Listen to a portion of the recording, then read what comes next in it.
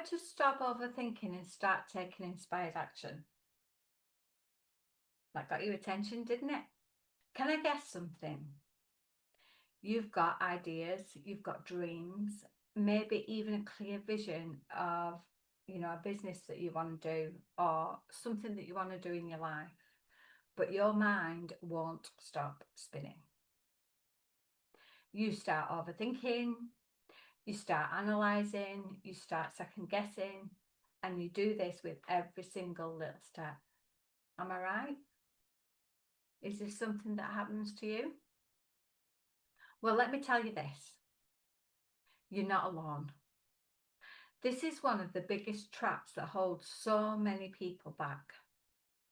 That mental loop where you feel stuck in what ifs and, the shoulds, the maybes, instead of just moving forward with it. How do I know? Because I was in that exact same position. And when I had the opportunity to then start my business, I was so excited about it. But all the doubts started creeping in. The voices telling me that, no, you can't do this. You're not clever enough. You don't know enough. Who are you to think you can run this? So I do know, and I have been there, and I have come out the other side. But here's the truth, okay? And this is what I want you to think about. Overthinking doesn't come from laziness or lack of ability. It often comes from a place of fear. Fear of making a mistake, fear of failure, or even fear of success. And I know that sounds a bit strange too, but so many people have a fear of success. And what I mean by that is, if they get successful, I mean, I did this with a client a few months ago, and what they were bothered about was if their business became successful, then it would mean they'd spend less time with the family. The other thing was her husband, was a bit like, well, you'll be earning more money than me. And he wasn't really keen on that. So she thought that maybe, it would split them up. Various different things really that came up from a fear of success. And you wouldn't really think that that'd be a thing, but it is, and it's a massive thing. So it's good for you to journal on that if you're wanting to start a business or just something in your life, to be honest, like going for a promotion at work, that kind of thing. So how do you break free from it? How do you move from the endless mental noise to inspired action and feel aligned and meaningful? One powerful way is to start small and compassionate. Instead of trying to plan every little detail perfectly, give yourself permission to experiment and to learn as you go. That's what I did. And I don't always get it right, and I don't always probably make the best decisions for my business.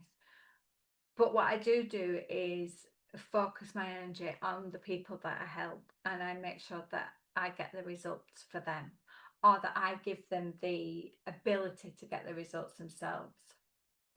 And the other thing that I would want you to do is to celebrate all your tiny wins. And, it doesn't matter how small they are, even if that is just you making a phone call to somebody that day. Because you celebrating your tiny wins gives you that boost of confidence. And the other thing is to treat any setbacks as valuable feedback, not as proof that you're failing. So never ever see them as a failed. See it as feedback for you to do it better next time. The other thing is tuning into your body and your emotions can be a big game changer. We don't use our intuition enough, and we should. Your intuition is that quiet, subtle knowing, and it's always there. But what happens is it gets drowned out when your mind is racing. So slow things down, take a deep breath, and ask yourself what feels right, and what can help you to reconnect with your inner guidance. Listen to your intuition. It can tell you, you know, how to go, what to do, that kind of thing. It gives you that feeling of I'm in the right place at the right time.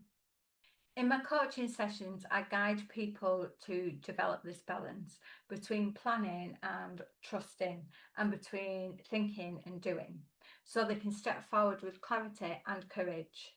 There's got to be an even balance of the two to get you moving forward and feeling like you're doing the right thing and you're in the right place. If you want to get started, I have a free journaling prompt set that helps you identify your fears and create action steps from a place of confidence, not overwhelm. The link's below.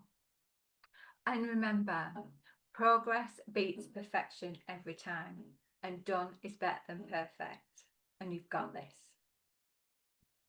Thanks for listening. I shall see you all again soon. Bye for now.